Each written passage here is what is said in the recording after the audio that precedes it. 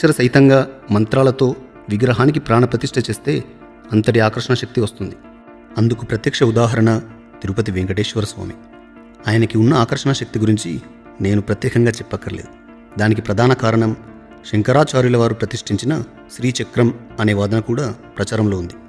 అదేవిధంగా ఎన్నో చోట్ల అమ్మవారి విగ్రహంలో ఉన్న శక్తిని మనం తట్టుకోలేమని ఆ శక్తిని శ్రీచక్ర రూపంలోకి ట్రాన్స్ఫార్మ్ చేసి అక్కడే ప్రతిష్ఠించారు. మనలో చాలామందికి తెలిసిన శ్రీశైలం బ్రహ్మరాంబిక అమ్మవారి దగ్గర కానీ, బెజవాడ కనకదుర్గమ్మ దగ్గర కానీ మీరు ఇలాంటి శ్రీచక్రాన్ని చూడొచ్చు.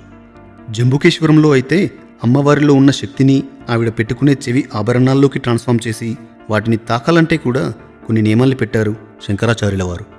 అక్కడి పూజా విధానం కూడా కొంచెం డిఫరెంట్గా ఉంటుంది. అయినా శక్తిని ట్రాన్స్ఫార్మ్ చేయడం ఏంటి విచిత్రంగా అని మనకు అనిపించవచ్చు. కానీ అదేం విచిత్రమైన సబ్జెక్ట్ కాదు.